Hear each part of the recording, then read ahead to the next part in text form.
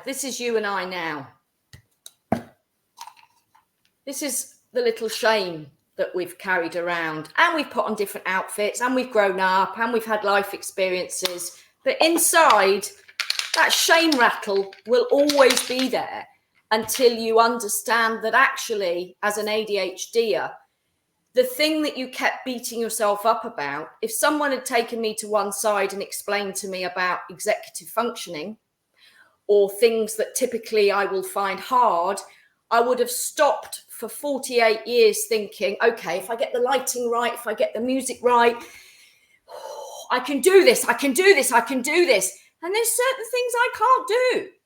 And I think that only when I realised why I couldn't do those things could I begin to get out of this journey of shame.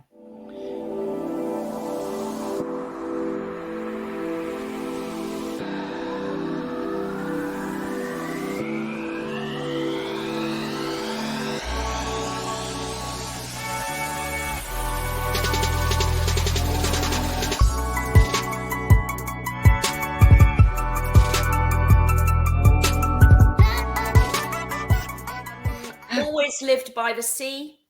I always lived by the trees, and I noticed from a really early age that they calmed me. And I, at school, felt a very different way. I never felt calm inside. I was always positively counting down the hours until the end of the day, because I think I came across a little bit different. I didn't like small talk. I was the one that always had my hand up all the time to answer things, which annoyed my fellow students. I had this absolute keen hyper focus on mathematics, which wasn't that cool. And so I forever noticed funny looks like these. The tuts when I walked in, and so on and so forth. And I never understood why they were so real. They really hurt. They were sort of tiny micro paper cuts. And of course, at that stage, I was born in 1972. I'm 52 or 53, 52. We never know how old we are. Teachers would say things that were completely tactless. You know, for example, what's the matter with you? Why haven't you done it right? Or why aren't you listening? Or why have you forgotten it? And I think from that very young age, I started feeling not good enough. And it's only been through writing, I journal a lot, which is what I recommend people do as well, that I used to say I felt different, and I've really explored it in the last year. I felt not good enough. And I think that's why I wanted to talk to you about the shame. So I used the life experience over the last 4 years to really look at ways that I could have perhaps missed the fact that I had ADHD, to be able to work with people and say, whether you're diagnosed or not, I don't care. But being in this shame loop all the time is going to wreck work, marriages, your happiness. And so I've used all of my experience. I'm now a neurodivergent coach, and I love marketing as well. So that's my mix. Mel, thank you so much for sharing that. I was really kind of intrigued when I reached out and you said, can we talk about shame? As I mentioned before we came onto this, I said I've got goosebumps in the sense of talking about the word. Yeah, but I literally, as soon as you said it, it sends shivers down this side of it. And how do we, as we're kind of growing up, you know, going through kind of the school age and then, you know, job and life and experience and relationships and everything else, you mentioned about those paper cuts of, and it was an incredible analogy of how that impacts someone. Do we, with regards to kind of shame, would you say that we kind of just carry this and continuously build this level of you know, even more shame, or we kind of look back on certain things? How would you describe that? This is us now. This is you and I now. This is the little shame that we've carried around, and we've put on different outfits, and we've grown up, and we've had life experiences. But inside, that shame rattle will always be there until you understand that actually, as an ADHDer, the thing that you kept beating yourself up about, if someone had taken me to one side and explained to me about executive functioning or things that typically I will find hard, I would have stopped for 48 years thinking, okay, if I get the lighting right, if I get the music right, I can do this, I can do this, I can do this. And there's certain things I can't do. And I think that only when I realized why I couldn't do those things could I begin to get out of this journey of shame. Do you think when you say you couldn't do these things, is this things that we have to do? Because traditionally, school, for instance, the educational system, let's just talk about the UK side of it, is set in a certain way that we learn certain language and we perform in a certain way. We sit at a certain desk at certain times, and it's done for certain times. And it's very lateral in the sense that these are the rules that we have to abide by, and abide by. We have to follow, basically. The English lesson is an hour. You need to sit there. You need to either, do these things. Is that the element that we find difficult because these are the things that we struggle to do? So then the shame comes with that we're not able to do it. We are able to do it just in a different way. Would you say that that's kind of? I think you're right. And I think there's also a gender difference as well. And there's also the fact that your family might be crazy and chaotic, or it might be very controlled perfectionist as a coping mechanism. So, for example, at school, the boys will probably hear and feel the shame quicker because they'll be told, sit down, what are you doing? Why are you playing up? So on. We're mimicking in the back. We're really good mimics. And then by about A-levels, we've caught up with the boys in terms of our shame because the lack of deadlines, the more easy, cool structure of you can go to the lesson, you might not want to go to the lesson. All of that's terrible because we can't prioritize or get our timing in order, etc., etc. So I would say by about the age of about 17, we've got terrible shame, male or female. And then, of course, you go out and you socialize, and standing at the student uni bar talking about shame is not really a conversation anybody is going to have. People, fortunately, nowadays, unlike us, can go online and maybe look at my Insta or yours or watch a YouTube video about shame and think, oh, yeah, I've got that. But moving to talk about it with someone else doesn't happen. And so you go through your life just feeling not good enough and not pushing yourself hard enough, when actually we could have perhaps not got to that stage if we'd been told, you're always going to find time keeping hard. You're always going to find keeping to a list hard. You're going to probably interrupt and put your hand up a bit more than other people. So that's our learning. But from the teacher side, the school side, there are so many changes that are needed. You know, we cannot, as ADHDers, sit in a lesson that we just adore, get in our flow. Mine was maths, maybe. And then that awful bell rings, which I live behind a primary school, right? And it's traumatic when that bell rings now. I'm 52. Almost like a siren now, isn't it? It's from a bell. It's almost like a ship. Like there's a war about to start noise. And then you'd like put your bags in and there'd be loads of noise and loads of overwhelm. Again, I had no idea I had all this sensory stuff going on until I was diagnosed. I think I thought everyone was the same, but they were winning at life more than me. Then you'd be plonked, then you'd go in the playground, it would all be like, well, then the bullies would come by, so you'd think, oh my God. Then you'd sit in a lesson which you had absolutely no interest in, and then you'd be picked on within the first 5 minutes of the teacher going, Mel, come on, what's the matter with you? You're not very good at this, are you? And nobody knew in the 80s what was going on. So for me, and I coach an awful lot of teenagers who have been suspended or even expelled. And part of my job coaching them is to rebuild the fact that this should not have happened to you. It's not your fault. Every emotion is valid. It's about the behaving. And of course, if you are going to already feel ashamed, you're probably going to lash out and be a bit angry. And so I hope some teachers are watching this as well, in terms of when a child is fiddling with blue tack or banging their pen or whatever, they're not doing it to annoy you, teacher. They're doing it to self-regulate because they're bored and they need dopamine going on just to sit in this spot for another 48 minutes. School was hell. Do you know what? There's so many things. And there's someone literally, Elaine Godley had put mentioned light bulb moment, and we'll get to this. Thank you so much. Keep your comments coming in and keep saying, you know, where you're tuning in from. That would be amazing.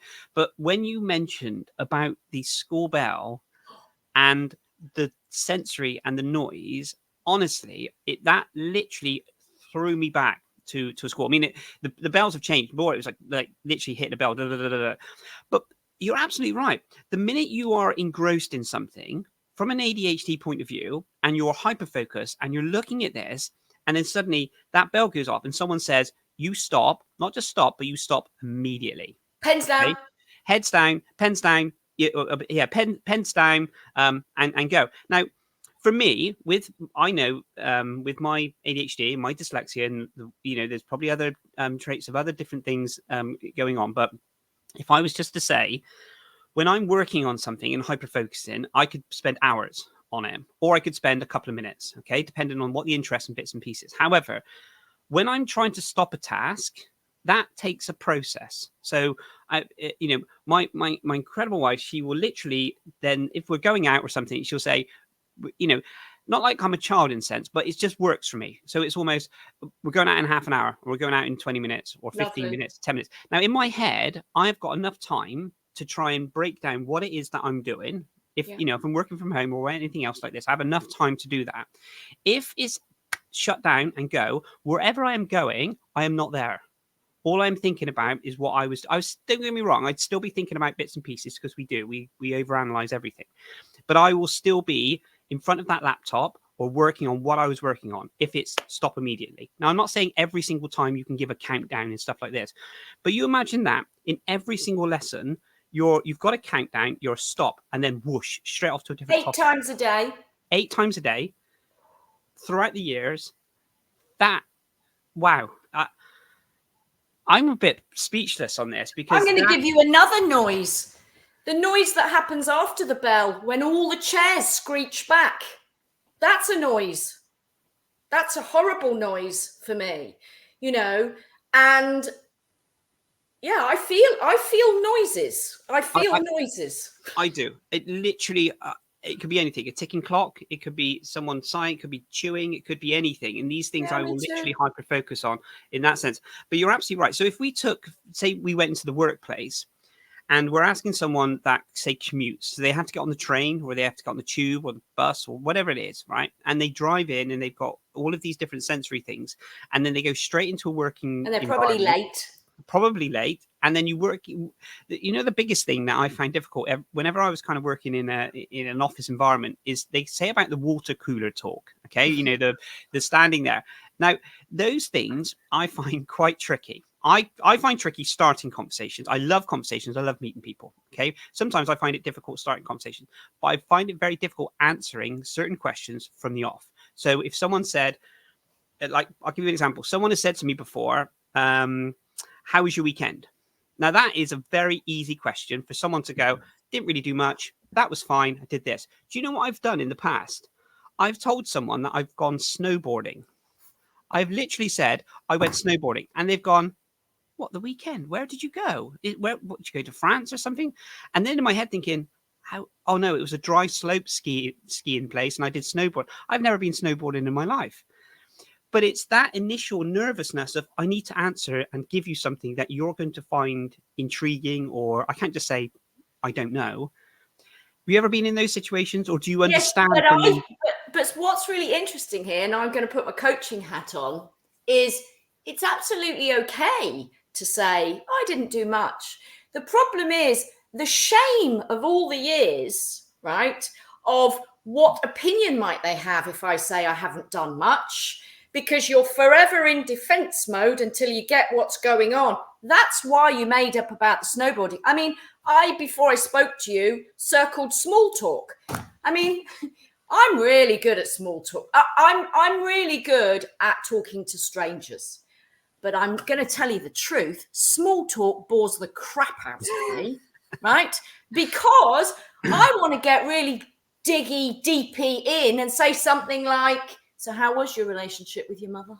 Or, you know, how's it going with your partner? Are you, or here's one that blows people away. And it's so simple.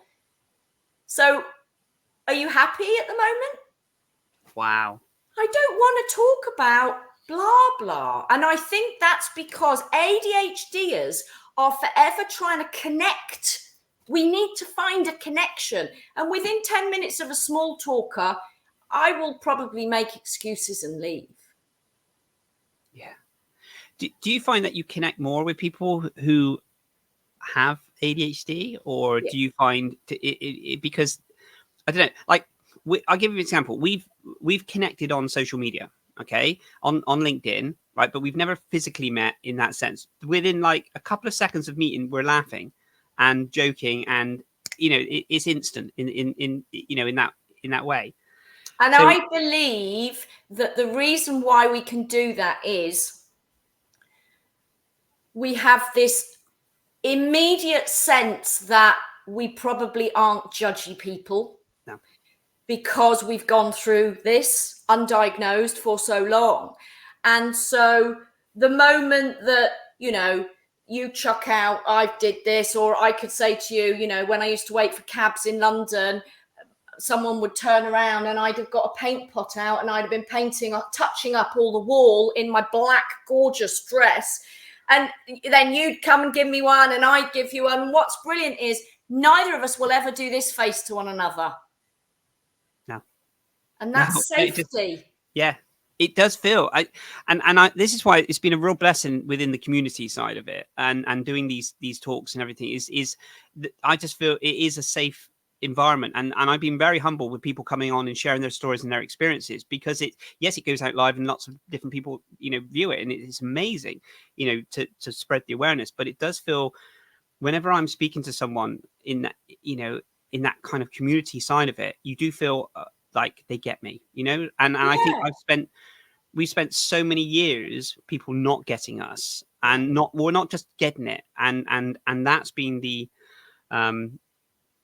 you know, to then sort of be your true self, and especially if you're experiencing shame, because we always seem to be like, people would say to me, oh, you know, and probably say to you, you know, you have an incredible you know, CV of like phenomenal achievements, and you continue to keep going and going and going and inspire and work hard and stuff like this.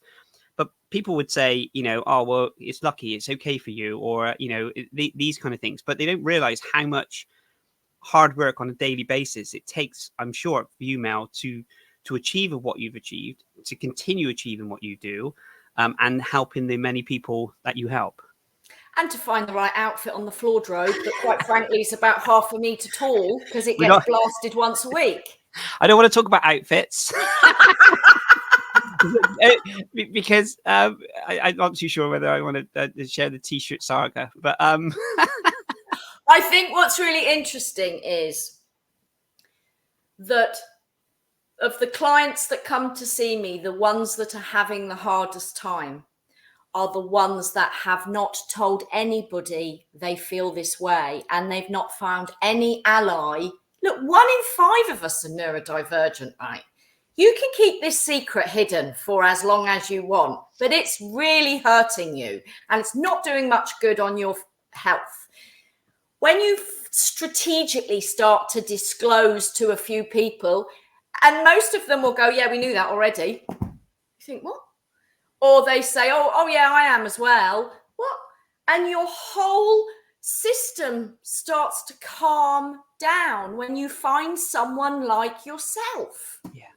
And I think to myself, well, if it's 1 in 5, 1 in 5 of those were in my school classroom, but I have no idea who they were. Some of them are obvious, but it could have made my life so much easier if we had shared it.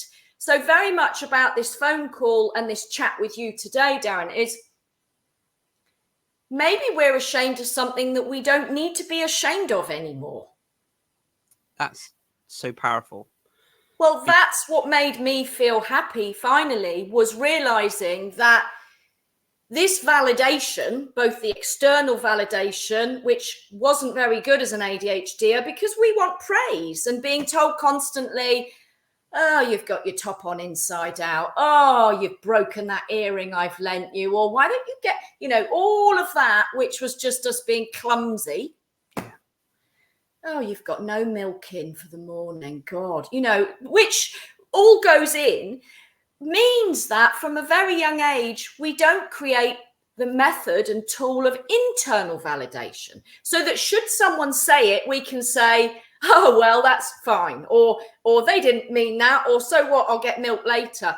We are thinking, oh my God, I nearly got caught out, nearly got found out, this whole business. And so I think that we've missed loads of opportunities at making ourselves feel safer and more confident. And you've got to start today by realizing there are some amazing positives that come with ADHD, but you've got to start looking at your relationship with shame. Absolutely. But on that topic, you wrote on your blurb that you sent me. You said, and it was incredible. And I'll just read this for this is just spot on.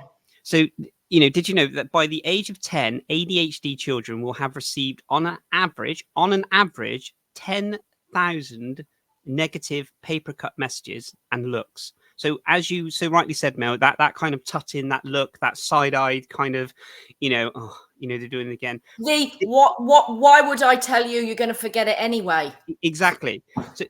So 10,000 negative paper cuts, messages and looks. This reinforces the fact that we're just not as good as X. We feel lousy and self-esteem plummets. Fast forward to adulthood, broken marriages, job hopping, bad finances, problems with addictions, booze, sex, drugs, shopping, and the list continues. God, it's positive.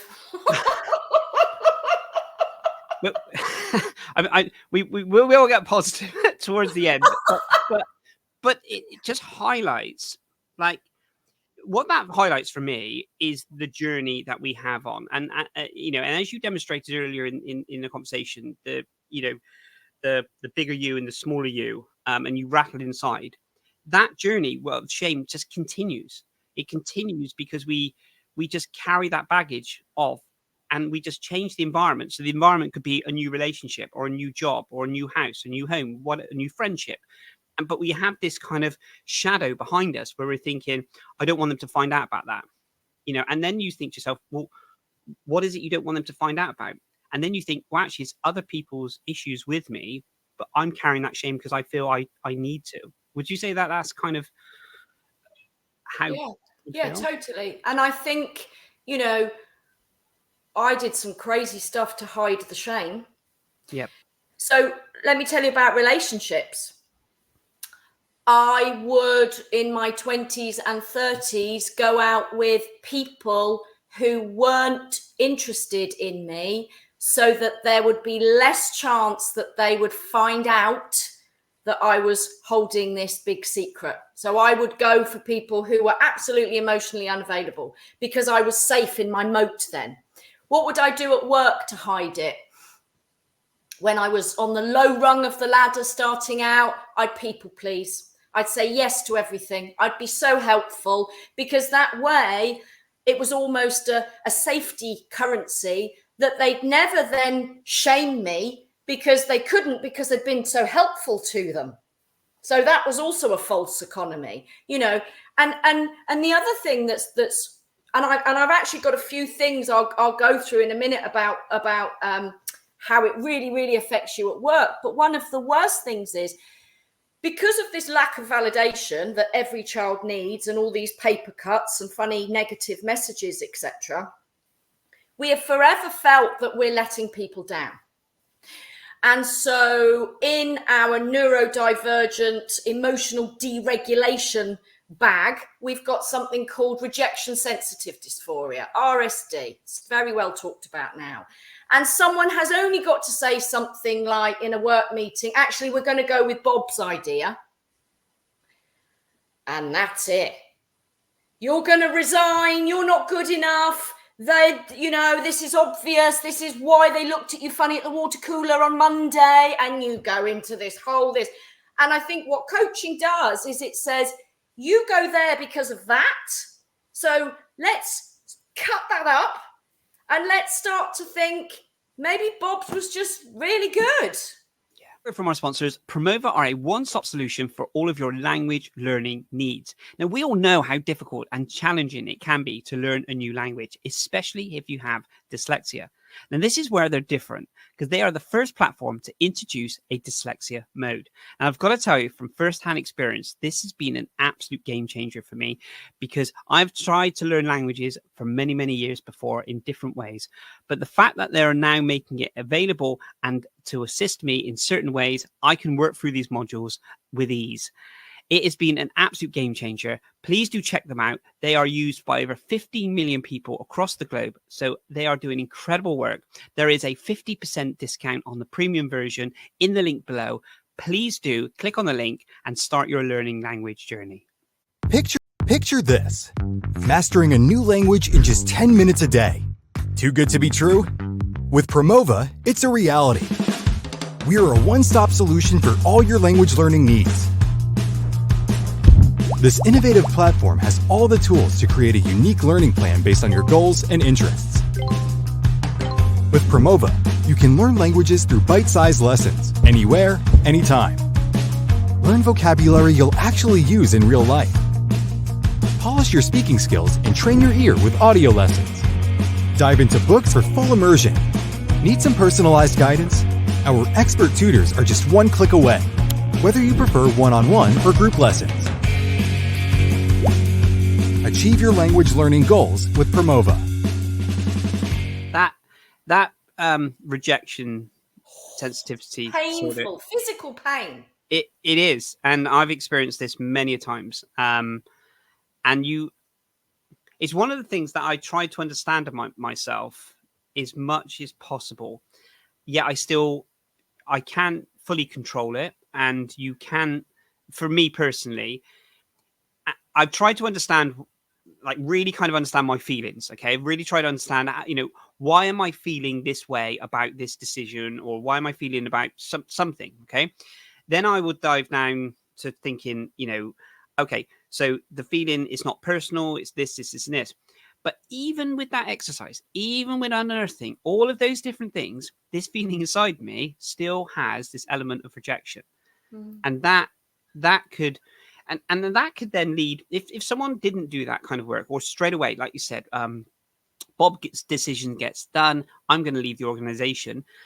How many people do we think, are leaving organizations through simple decisions that have happened without really thinking about the impact it can have on an individual within that way? It must be a colossal sum of numbers. And then that person then leaves that organization because, not just because of the one occasion, maybe a couple of occasions, and it's just built up the just shame that they're not good enough. It confirms they're not good enough. So then they go on the I'm going to get another job. They get another job, first few weeks, first few months, really, really good. And then Bob's cousin works for your organization, and then they give the bits or the promotion or anything else like this. And then the cycle continues. And then we are in this continuous cycle throughout. And it can be really painful because we're just waiting for that. I had a client a couple of weeks ago who hadn't got into the university that he wanted to get into, and it had really, really, really set him back. And we did some really simple exercises. In fact, I coached in the sea because we both loved swimming, and he'd stopped swimming because he hadn't got into uni. So I thought, right, let's get him back in the sea. So we swam. And I said, do you think the person in admissions sat there and thought, Johnny Smith is a really awful person, I'm not going to let him on my course? And he laughed and he said, of course not. And I said, but that's what your mind's told you, right? They didn't even know who you were. It wasn't personal at all. When you go to the post office and they pick the lady in the red instead of you, is that a personal thing? Well, no, it can't be. No, it can't be. So actually, a really good way of dealing with it when you're in that ruminating loop, which we are very good at with ADHD, is to immediately take the emphasis off yourself, throw it onto them, and think, why do you think they maybe came across a bit short that morning? and we have a laugh and we say, well, maybe they got a parking ticket from Wednesday, or maybe their husband told them that they didn't look nice in that hairstyle, or maybe this and that, and we have a real laugh about it. And it works really well with kids, because the way to sort of try and take away those looks, because I can't change those looks that are still going on in classrooms, is for them to, before they get angry and go into shame, is to think, maybe Mrs. Alice just ran out of all brand this morning, and that's why she was a bit moody, and it works. That's a really, really powerful way of doing that exercise is really, really powerful, because it does take you out of the mindset that you're in. Come out. Yeah, to come out, to try and really kind of like, to understand it from a different person's perspective in that side. I want to kind of touch on the subject about kind of organizations and what their kind of, what we'd say, I mean, their kind of responsibilities, I guess, around certain things. What do you think organizations are, I would say, lacking, or there's kind of, obviously there's a duty of care and everything else that we have is, employers to do this. But what do you think organizations could do a little bit better from the experience of what you've experienced? Maybe around shame, or maybe around... I think first and foremost, they can foster a culture where it's okay for you to come out and say, I'm not very good with that loud, noisy light. Or I find it really hard when you just come over and say, have you got a minute? I mean, that fills us with huge problems when we're shamey. Have we got a minute? Or to maybe, give someone a deadline rather than saying, come back to me when you can. I mean, what does that mean to my brain? My brain has no idea what that means, etc.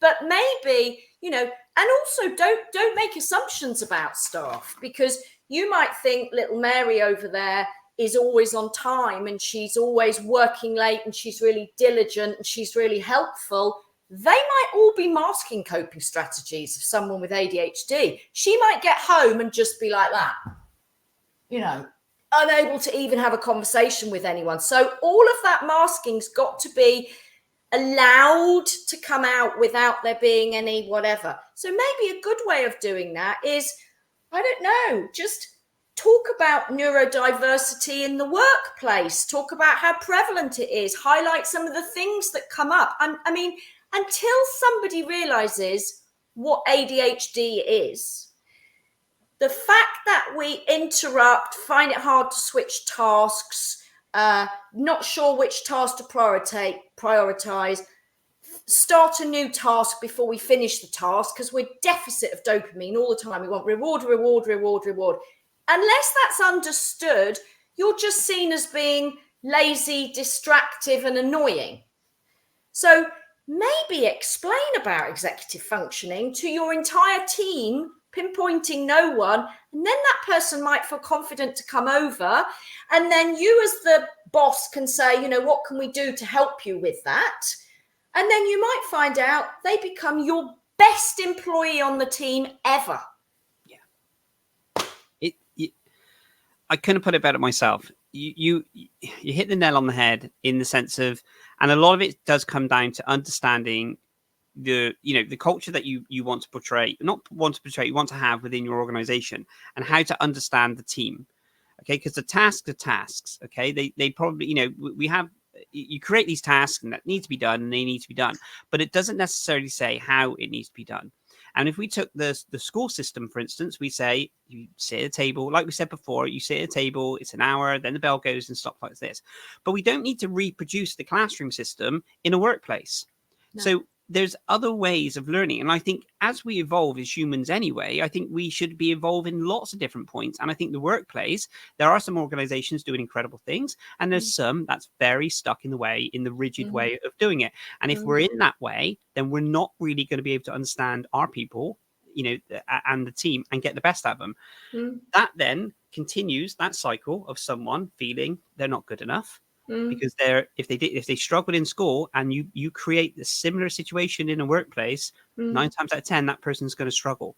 And if you don't foster people coming out and invite them to come out, and then they leave because Bob got the nod, all of that business, or you were late and a boss said a comment like, oh, you're here already, if they keep allowing these people to leave, they're only ever going to have an organization that has exactly the same people in it all the time. And that's not called development growth, is it?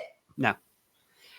So we need to is kind of to keep banging that drum in the sense of the awareness side of it. Absolutely. And I think, you know, an organization really needs from every single person within the organization, from, you know, whatever, you know, I don't really kind of work on the hierarchy side of it, but if you looked at from the CEO and then all the way up and all the way down, whatever that kind of looks like, it's touch point of every single individual in that organization. Because if you have your core values of, you know, because we've become, you know, workplaces, you know, before it was kind of someone would join a workplace, they would work until they retire and then they would leave. Okay, that was kind of the generation I knew. You know, someone would stay there for a long period of time. Like now it's school. Kind of, yeah, exactly. But now it's a kind of, actually, I want to join your organization because your values align with my values. So if they align with my values and you have those values, then really the working environment should be in line with what the values are. You know, and all of these different things. So I think there definitely does need to be more understanding. And I kind of just wish that we would get to a stage, because there's some organizations doing it, but we're still at that stage. We're still not, I don't even think we scratched the surface, to be perfectly honest, of where we could potentially take it. And may I say, I feel particularly safe, like we said at the beginning of the conversation, in the company of fellow neurodivergents, because they are brilliant in a crisis, right?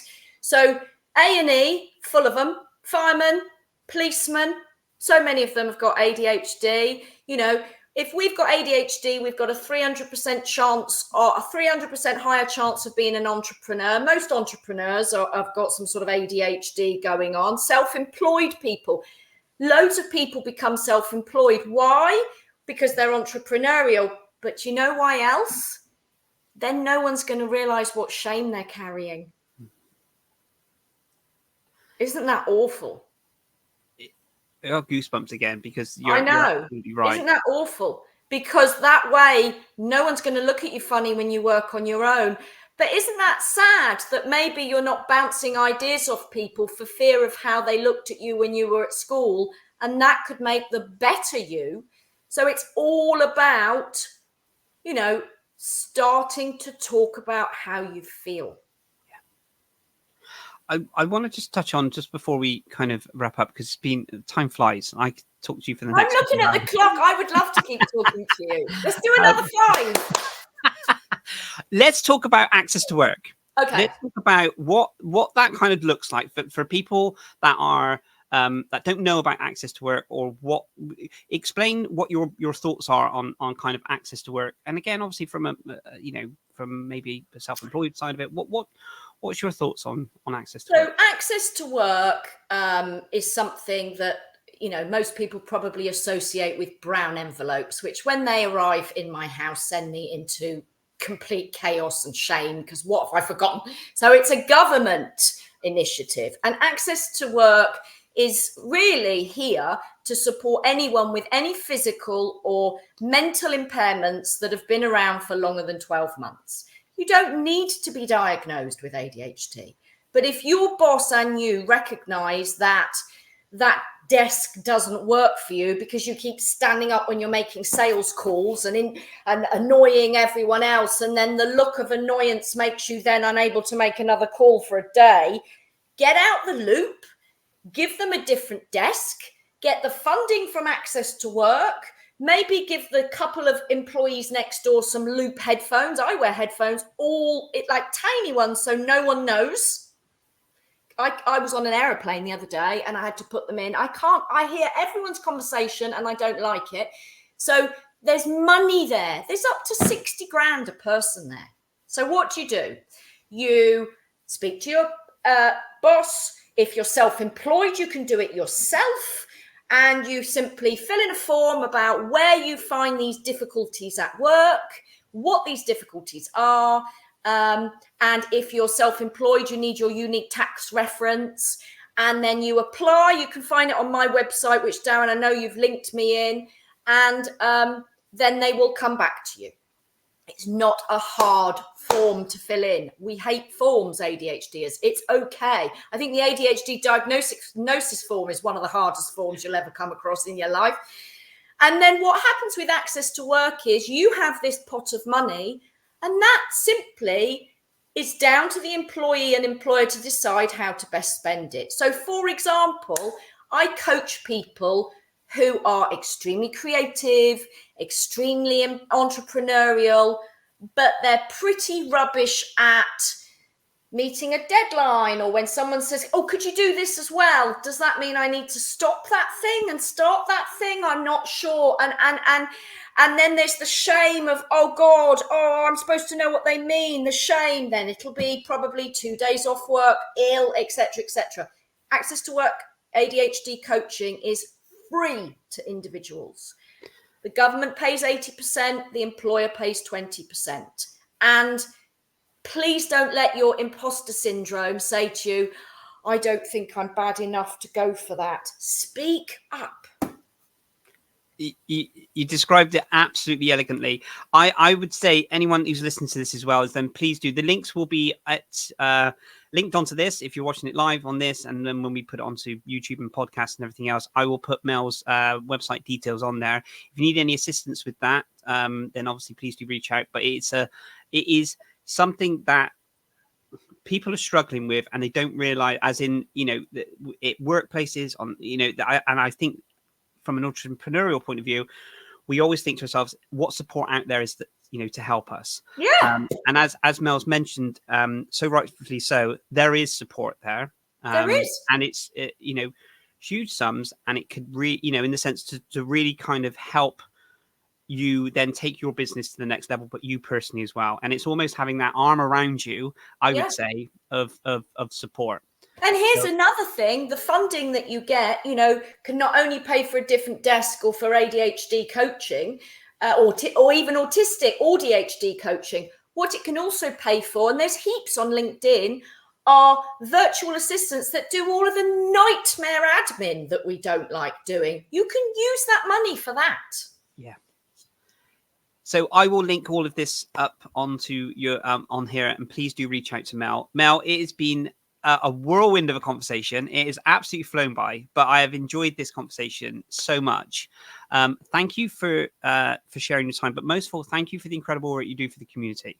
Thank you. That's really kind. Because I know that sometimes, because you give so much, sometimes I'm sure, you get to a point where you just, you have to make sure that you look after yourself as well. And I know from following, the incredible stuff that you do, that you are all about helping people and giving back, and it's inspiring. And, the amount of wealth of knowledge that you've got as well from the corporate side of it, and from the the self-employed side of it is phenomenal. So anyone that's looking to work with Mel, I would definitely say you're onto a winner there. But thank you so much. Drop the shame. Drop the shame. Lovely. Darren, thank you very much.